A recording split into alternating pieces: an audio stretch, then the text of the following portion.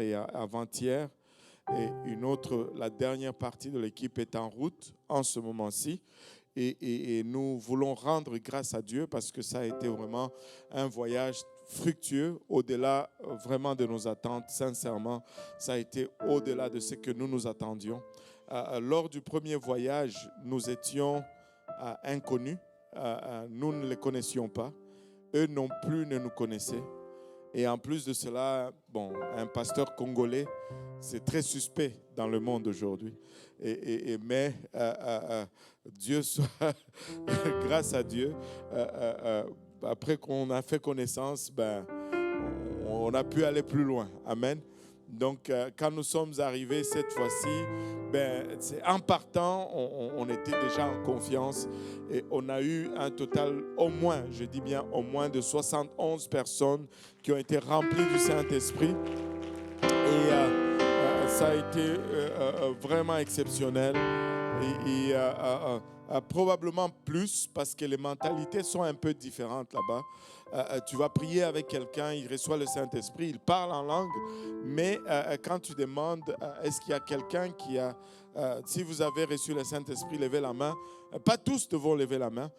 Il y en a qui te disent qu'ils sont dans l'église depuis 5 ans, 7 ans. Ils ont amené plusieurs personnes à l'église et si on le voit maintenant, aujourd'hui, des choses comme ça. Et on a eu un total de 10 baptêmes finalement.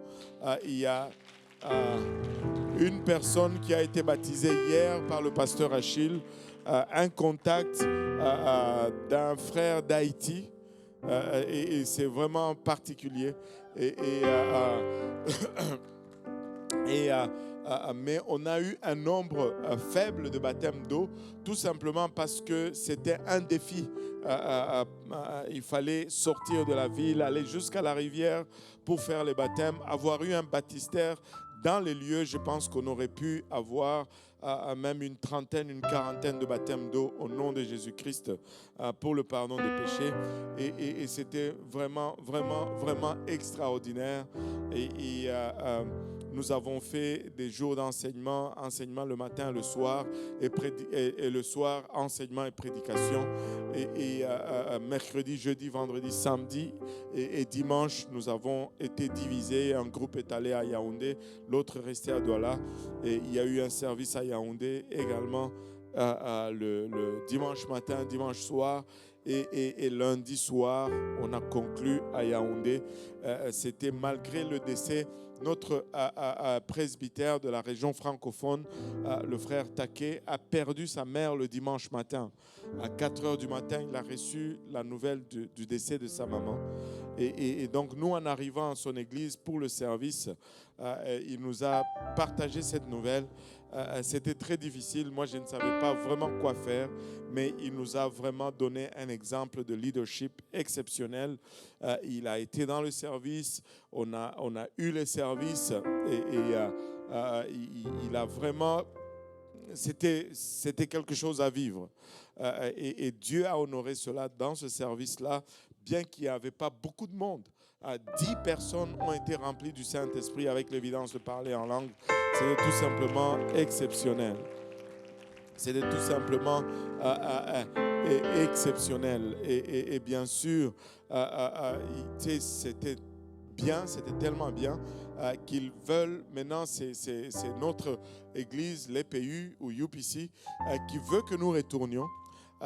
Mais cette fois-ci pour la ville de Yaoundé, parce qu'ils disent qu'ils ont beaucoup de pasteurs qui collaborent avec UPC, qui ne sont pas vraiment affiliés avec UPC, qui collaborent avec UPC, qui ne sont pas si enracinés dans la doctrine, mais qui auraient besoin de les enraciner dans la doctrine. Et ils disent qu'il y a des missionnaires qui vont de temps en temps, mais tous les missionnaires qui vont sont tous des anglophones. Et ils apprécieraient beaucoup si les enseignements peuvent se faire directement en français. Ça coule plus facilement et la communication, il n'y a pas de barrière. Et donc, ils souhaitent que nous retournons et cette année, mais on n'a pas fait un engagement quelconque, mais on a laissé la porte ouverte dépendamment du temps, dépendamment des finances également. Et nous allons pouvoir voir cela. Alléluia. Et il y a une vidéo là que j'aimerais qu'on voit. Et là, ils sont slow là-bas. Ça tire les câbles, ça. Voilà. Ça, c'est ma vidéo préférée. Et le frère Richard, il était parti là. Vous savez, j'ai écrit à quelques frères. J'ai dit, bon, le capitaine, je ne sais pas s'il veut retourner parce que je leur ai dit, si vous voyez que je vous appelle, s'il vous plaît, recevez mon appel parce que j'aurai probablement besoin d'aide pour le faire retourner. Et heureusement, bon, maman Justine est embarquée dans l'avion, donc il n'avait pas le choix, il a suivi. Alléluia. Mais je vous dis, là, c'est le frère Roche qui s'essaye aussi. Tout le monde va y passer, je crois. Et là, le frère Wilson qui s'essaye. Le frère Aurélien donne son mieux là dans le fond. Et je vous dis, c'était intense. C'était intense. Personne ne voulait rester en arrière. Amen. Mais tout pour la gloire du nom du Seigneur Jésus-Christ. Et c'était tout simplement extraordinaire. Amen. Et laissez-moi vous dire ceci, c'est que, vous savez, je ne peux pas ne pas dire ceci. Parce qu'à chaque voyage comme ça, c'est comme il y a toujours une réalité qui te frappe. C'est que nous nous plaignons beaucoup ici.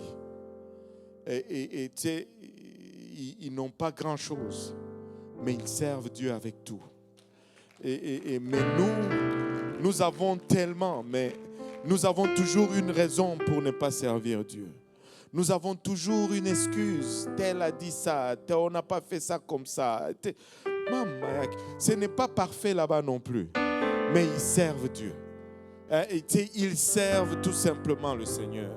Si nous pouvons juste mettre nos convenances de côté et juste servir Dieu, ça serait explosif ici. Ça serait explosif. Servons tout simplement le Seigneur. Rien ne sera jamais parfait. Même Dieu lui-même n'a pas sa volonté. Allô? Même Dieu lui-même, il n'a pas sa volonté. Tout ne se passe jamais comme il veut.